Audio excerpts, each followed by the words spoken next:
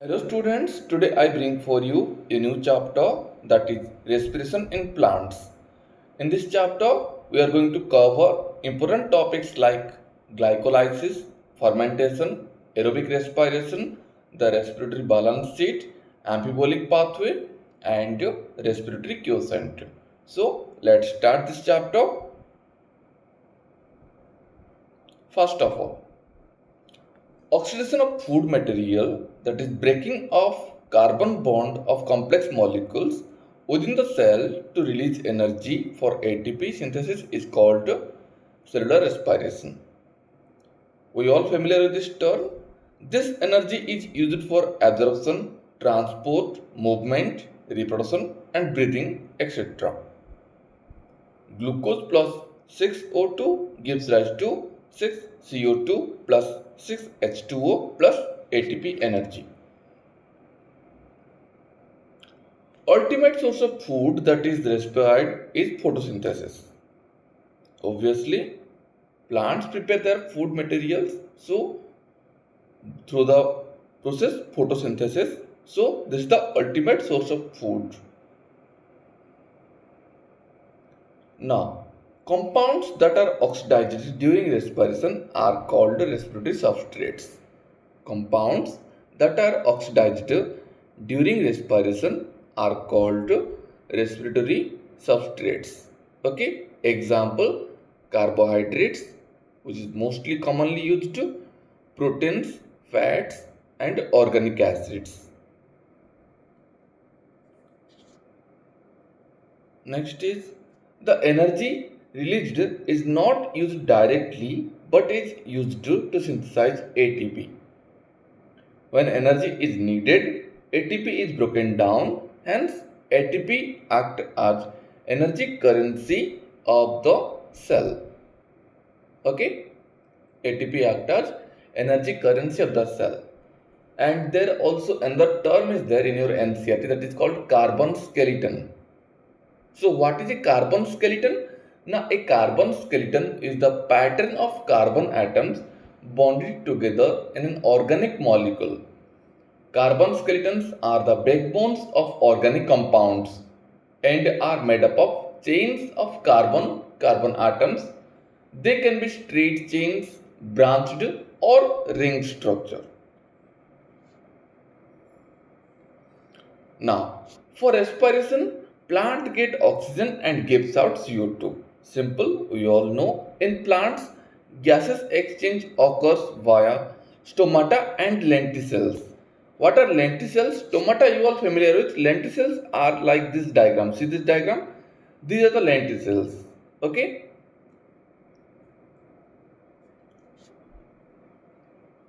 Why plants need no specialized respiratory organs? Because each plant each plant part takes care of its own gas exchange needs, so gas transport is very limited. Secondly, gas exchange is very low as compared to animals. And third one is the leaves are adapted for maximum gas exchange during photosynthesis. During this, oxygen is released within the cell. Next, most living cells have contact with air. They are located close to plant surface. In stems, living cells are organized in thin layer beneath the bark. They also have lenticels. In leaves, stems and roots, parenchyma cells are loosely packed that provides interconnected air spaces. That's why plants need no specialized respiratory organs. Okay. Next, complete combustion of glucose yields energy, most of which is given out as heat. C6H12O6 plus 6O2 gives rise to 6CO2 plus 6H2O plus energy. This energy is utilized to synthesize other molecules. Here you can see during the glucose catabolism, or during the glucose breakdown, not all the liberated energy goes out as heat.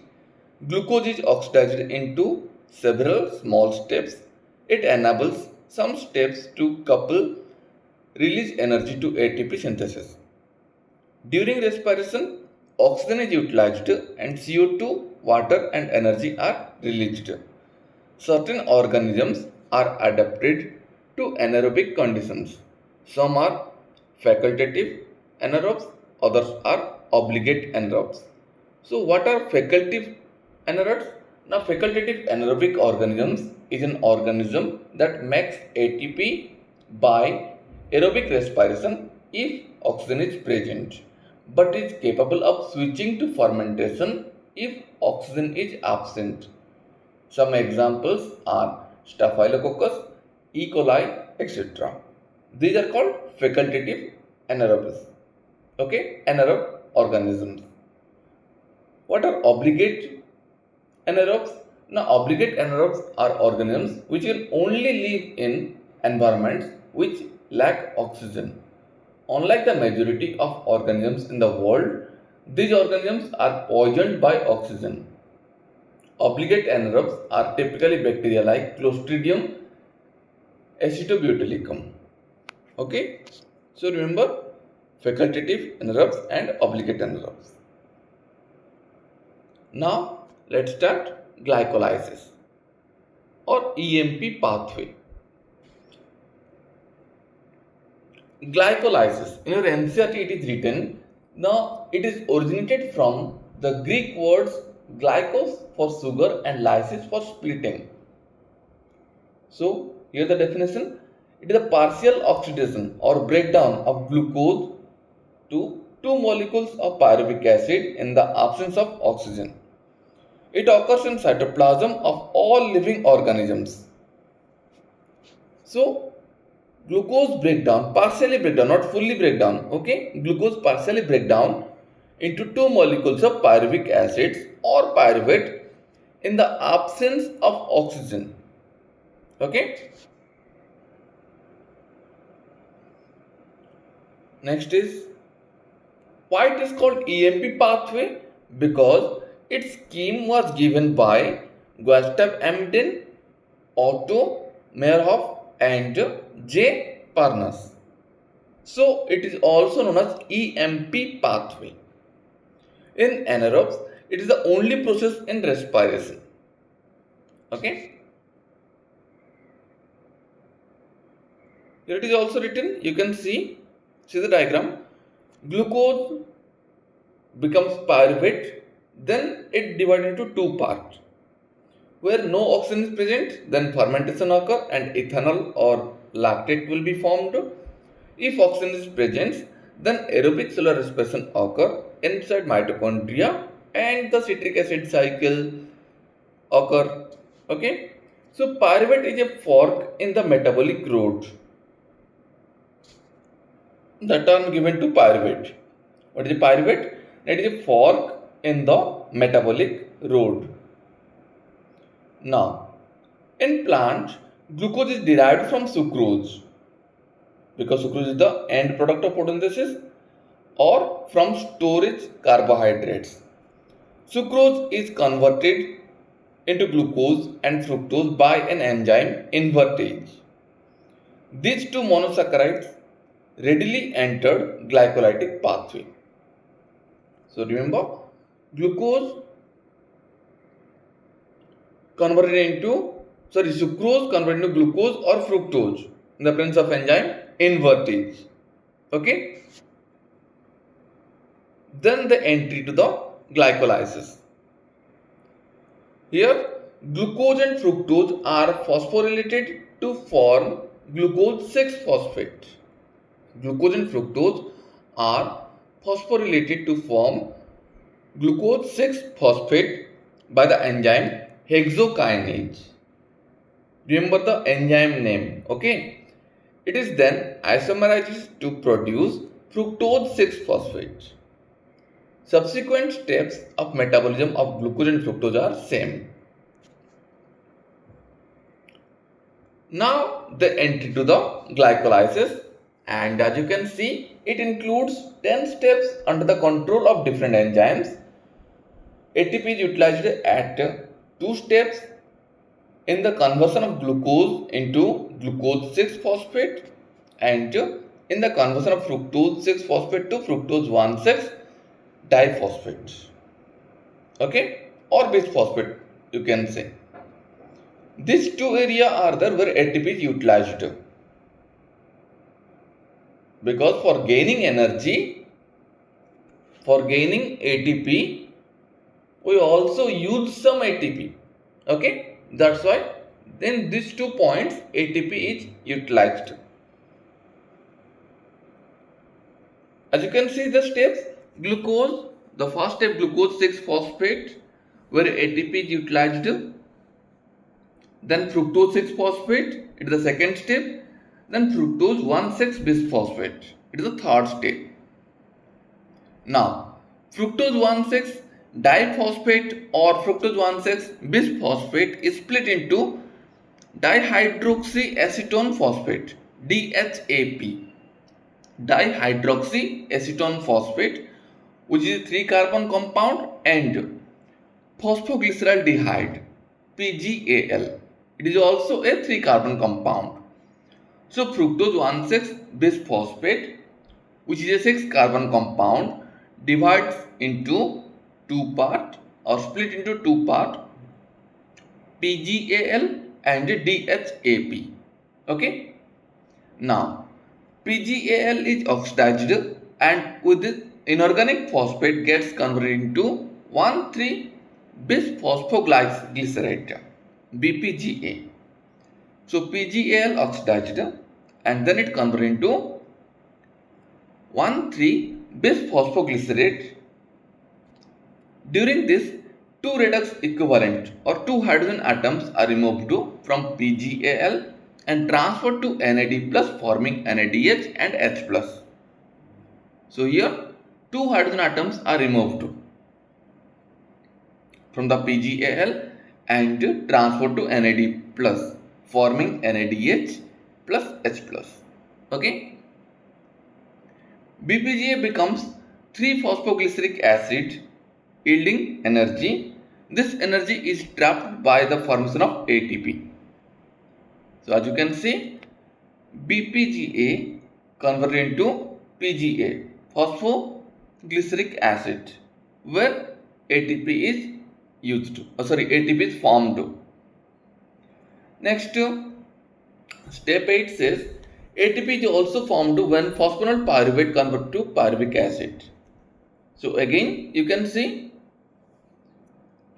ATP again formed when the phosphoryl pyruvate converts to pyruvic acid in the last step. In glycolysis, 4 ATP molecules are directly synthesized. So in glycolysis, 4 ATP molecules are directly synthesized from one glucose molecule. Pyruvic acid or pyruvate is the key product of glycolysis. Its metabolic fat depends on the cellular need. Okay.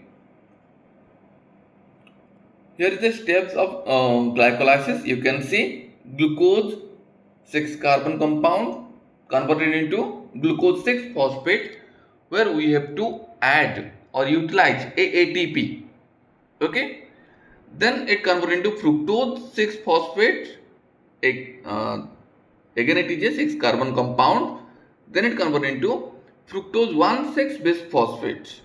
Here again we have to utilize energy, ATP. Then ADP is formed. Okay. Then fructose 1,6 bisphosphate converted into 2 parts or split into 2 halves. That is PGAL and DHAP. PGAL is a 3-carbon compound and DHAP also a 3-carbon compound. Then PGAL converted into BPGA. Okay, 1,3-bisphosphoglyceric acid. Okay, where it loses 2 H plus atoms, where NAD plus is taken both the H plus atoms and becomes NADH and H plus. Then BPGA again converted into 3-PGA, phosphoglyceric acid, where the first ATP is formed from ATP. Okay, then it converted into phosphoglycerate, and by losing water it then converted into phosphoenol pyruvate. Then it goes to pyruvic acid. Okay, so this is the pathway of glycolysis. Now, in different cells, pyruvic acid is handled in three ways. Okay, first of all, lactic acid fermentation, alcoholic fermentation, and aerobic respiration, that is Krebs cycle. Now coming to anaerobic respiration, that is called fermentation. It is the incomplete oxidation of glucose under anaerobic conditions. It occurs in many prokaryotes and unicellular eukaryotes. Types of fermentation: alcoholic fermentation and lactic acid fermentation. First of all, alcoholic fermentation. See the diagram and the words written here. Here the pyruvic acid formed from glucose is converted to carbon dioxide and ethanol. The enzyme pyruvic acid decarboxylase and alcohol dehydrogenase catalyze these reactions. Example in yeast. Yeast poison themselves to death when the concentration of alcohol reaches about 13%. Here you can see glucose, glyceraldehyde, 3-phosphate, then 3-phosphoglyceric acid, phosphoenol pyruvic acid. Then it goes to pyruvic acid, and where from pyruvic acid ethanol is formed. Okay, ethanol and CO2. Net ATP production from fermentation of one glucose molecule is 2. 4 ATP from glycolysis, where 2 ATP are utilized. That's why 2 ATP are remained. So sugar inside the yeast, CO2 is formed, ethanol is formed, and energy 2 ATP is formed. Remember the point it is given here. Yeast poison themselves to death when the concentration of alcohol reaches about 13%. Okay. Second fermentation is lactic acid fermentation. Here pyruvic acid is converted to lactic acid. Example in some bacteria. In animals, when oxygen is inadequate during exercise, pyruvic acid in muscle cells is reduced to lactic acid by lactate dehydrogenase. Remember the enzyme's name. Okay, lactate dehydrogenase. Here you can see the reducing agent NADH plus H plus is reoxidized to NAD plus in both type of fermentation. Net ATP production from fermentation of one glucose molecule to 4 ATP from glycolysis, 2 are utilized. So remaining 2 are present. Now drawback of fermentation. First point, energy production is limited. Less than 7% of the energy in glucose is released, and not all of it is trapped as high energy bond of ATP. And hazardous products where acids and alcohols are formed. That's why the term used, hazardous products. So there is the drawback of fermentation. Now coming to aerobic respiration. Here you can see it is a complete oxidation of organic substances in the presence of oxygen, releasing CO2, water and energy. It occurs in mitochondria. For this, the pyruvate, which is the final product of glycolysis, is transported from the cytoplasm into mitochondria.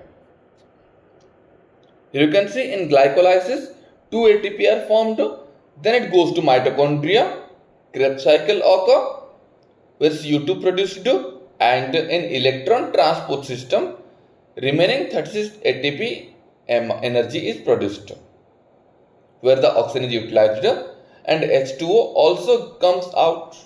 Okay, so let's learn these details. First of all, crucial events of aerobic respiration. First point, complete oxidation of pyruvate by stepwise removal of all the hydrogen atoms, leaving 3 carbon dioxide molecules. It takes place in the matrix of mitochondria. Passing on the electrons removed as a part of hydrogen atoms to molecular oxygen with simultaneous synthesis of ATP, it occurs on the inner membrane of mitochondria. Okay. Next,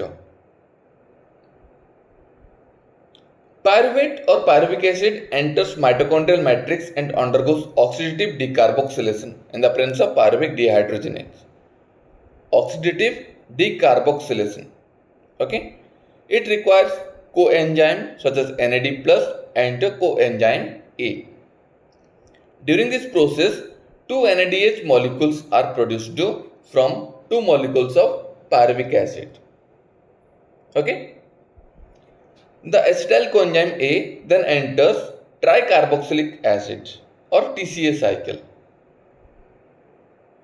You can see the equation given: pyruvic acid plus coenzyme A plus NAD plus gives rise to presence of enzyme pyruvate dehydrogenase and magnesium. It forms acetyl coenzyme A plus CO2 plus NADH plus H plus. Okay. Then the acetyl coenzyme A enters the TCA cycle or tricarboxylic acid cycle, or we can say Krebs cycle, because scientist Hans Krebs first elucidated it. Here it is also given. TCA cycle or Krebs cycle or citric acid cycle was first elucidated by Hans Krebs. So let's start the steps of the TCA cycle. TCA cycle starts with the condensation of acetyl group with oxaloacetic acid and water to form citric acid in presence of citrate synthase enzyme. A coenzyme A molecule is released. Citrate is isomerized to isocitrate. Decarboxylation of isocitrate to alpha ketoglutaric acid. Decarboxylation of alpha ketoglutaric acid to succinyl coenzyme A. Here are the steps we are going of the Krebs cycle, and you can see fifth step, succinyl coenzyme A is converted to succinic acid and a GTP molecule is synthesized. In a coupled reaction, GTP is converted into GDP with simultaneous synthesis of ATP to form ADP. Oxidation of succinate to fumarate and then to malate. Oxidation of malate to oxaloacetic acid. Here, at 3 points of TCA cycle, NAD plus is reduced to NADH and plus H plus in 3 portions, where the citric acid converted into alpha ketoglutaric acid, alpha ketoglutaric acid converted into succinic acid, and malic acid converted into oxaloacetic acid. In 3 portions or 3 points, NAD plus is reduced to NADH plus H plus. At 1 point, FAD plus is reduced to FADH2. And where is that? Now when succinic acid converted into malic acid. Continued oxidation of acetyl coenzyme A via TCA cycle requires continued replenishment of oxaloacetic acid. It also requires regeneration of NAD plus and FAD plus from NADH and FADH2. Here, summarize equation of Krebs cycle. Pyruvic acid plus 4 NAD plus 2H2O plus ADP plus inorganic phosphate. Inside the mitochondrial matrix, 3CO2 plus 4 NADH plus 4H plus FADH2 plus ATP. Well, in this reaction, as you can see, FAD plus is removed.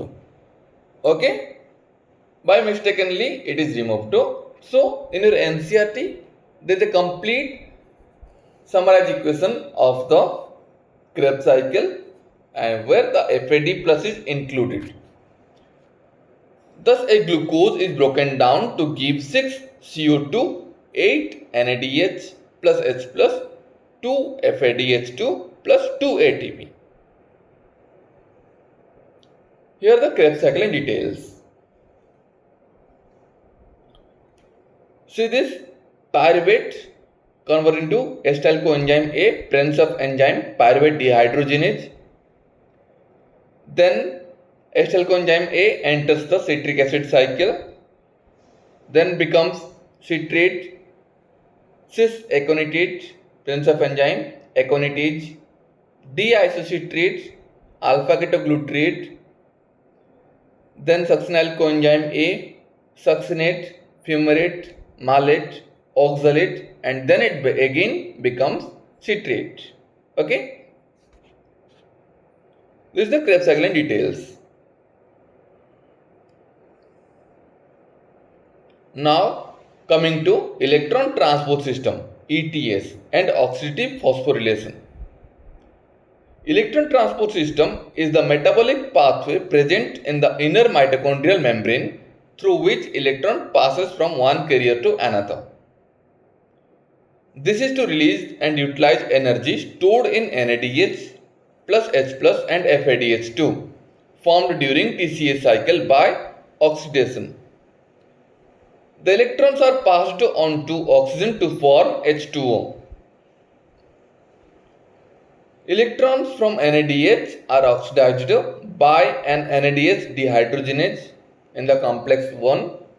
See the diagram and you can get the clear view. Electrons from NADH are oxidized by an NADH dehydrogenase. Okay. Electrons are then transferred to ubiquinone located within the inner membrane. UQ also written. Ubiquinone also receive reducing equivalents via FADH2 in complex second that is generated during oxidation of succinate in citric acid cycle. The reduced ubiquinone or ubiquinol or UQH2 is then oxidized within the transfer of electrons to cytochrome C via cytochrome BC1 complex, or we can say complex 3. Cytochrome C is a small protein attached to the outer surface of the inner membrane. It acts as a mobile carrier of electrons between complex 3 and complex 4. Complex 4 refers to cytochrome C oxidase complex containing cytochrome A and A3 and 2 copper centers. When the electrons passed from one carrier to another via complex 1 to complex 4, they are coupled to ATP synthase in complex 5 for the ATP production. Number of ATP molecules produced depends on the nature of the electron donor. Oxidation of 1 NADH gives rise to 3 ATP. Oxidation of 1 FADH2 gives rise to 2 ATP. And here the enzymes utilized in the electron transport chain in complex 1 NADH dehydrogenase, complex 2 FADH2, complex 3 cytochrome BC1, complex 4 cytochrome C oxidase, and complex 5 ATP synthetase. Now, in aerobic respiration, the role of oxygen is limited to the terminal stage. Yet, oxygen is vital since it drives the whole process by removing hydrogen from the system. Oxygen acts as the final hydrogen acceptor. In respiration, energy of oxidation reduction is utilized for the phosphorylation. So, this process is called oxidative phosphorylation. Okay. Oxidative phosphorylation is different from photophosphorylation. Here the light energy is utilized for the production of proton gradient of phosphorylation. Now, the energy released during ETS is utilized to synthesize ATP by ATP synthase. ATP synthase has two major components, F1 headpiece, or we can say peripheral membrane protein complex, F0 integral membrane protein complex. F1 headpiece or peripheral membrane protein complex is the site for ATP synthesis from ADP and inorganic phosphates. F0 is an integral membrane protein complex. It forms a channel through which protons cross the inner membrane. The passage of protons is coupled to the catalytic site of the F1 component for ATP production. For each ATP produced, two hydrogen passes through F0 from the intermembrane space to the matrix down the electrochemical proton gradient. Inner membrane, okay, not intermembrane. Here you can see the diagrams.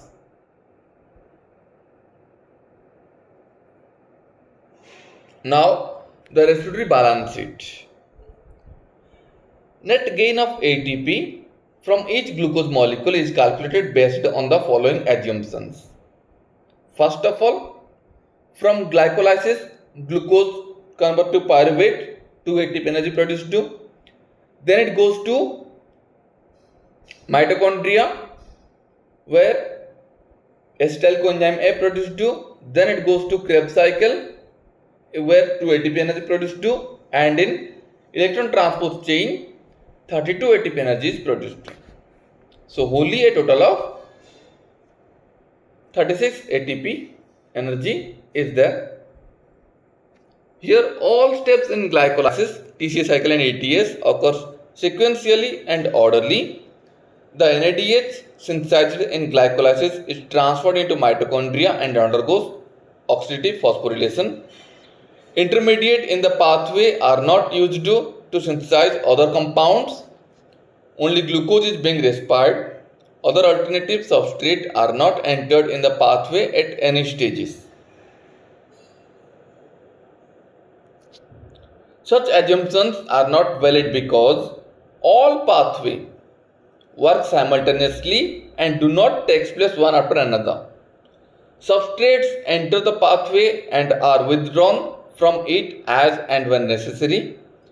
ATP is utilized as and when needed.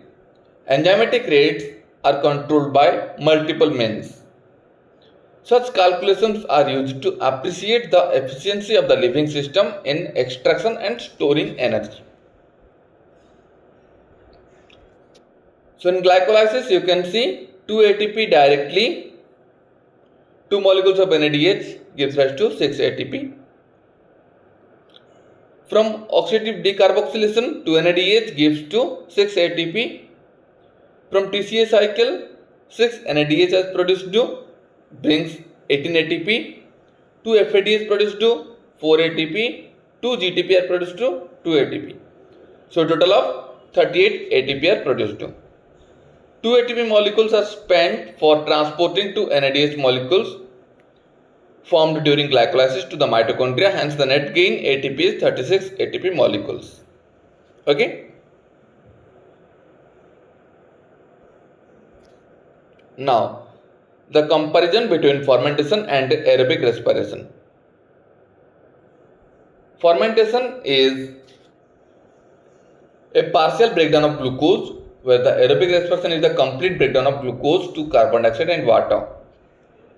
In fermentation, net gain of ATP only 2, where the aerobic respiration net gain of ATP is 36. In fermentation, NADH is oxidized to NAD plus rather slowly, where the anaerobic respiration NADH is utilized to NAD plus very vigorously. Now coming to the amphibolic pathway. Glucose is the favored substrate for respiration. So all carbohydrates are first converted into glucose for respiration. Other substrates are also respired. Fat break down into glycerol and fatty acids. Fatty acids are degraded to acetyl coenzyme A and enters the pathway. Glycerol is converted into PGAL and enters the pathway. Proteins are degraded by protease into amino acids. Each amino acid after deamination enters the pathway at some stages in the Krebs cycle or as pyruvate or acetyl coenzyme A. Okay. Now, the respiratory pathway is generally considered as a catabolic pathway, but it involves both anabolism and catabolism. So it is better called as an amphibolic pathway. Example, fatty acid break down to acetyl coenzyme A before entering the respiratory pathway, but when the organism needs to synthesize fatty acids, acetyl coenzyme A withdraw from the respiratory pathway. Similarly, during breakdown and synthesis of proteins, respiratory intermediates are involved. Now, respiratory quotient RQ or respiratory ratio. RQ is the ratio of the volume of CO2 evolved to the volume of oxygen consumed in respiration. So, RQ equal to volume of CO2 evolved upon volume of O2 consumed. RQ depends upon the type of respiratory substrate.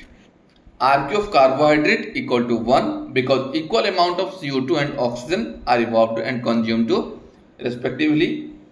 Here you can see glucose plus oxygen gives rise to carbon dioxide, water and energy. RQ equal to 6 CO2 upon 6 O2 equal to 1. That's why RQ for carbohydrate is 1. RQ for fat is greater than 1 and RQ for proteins is less than 1, that is 0.9. RQ for fat is greater than 1 because calculations for fatty acid, example, tripalmitin are shown. Here you can see 2C51H98O6. It is a fatty acid, okay, tripalmitin plus 145 oxygen gives rise to 102 CO2 plus 98 H2O plus energy. So, in fat, RQ equal to 102 CO2 plus 145 oxygen equal to 0.7. RQ protein is 0.9. In living organisms, respiratory substances are often more than 1. Pure proteins or fat are never used as respiratory substrates. So with this, we have completed the whole chapter.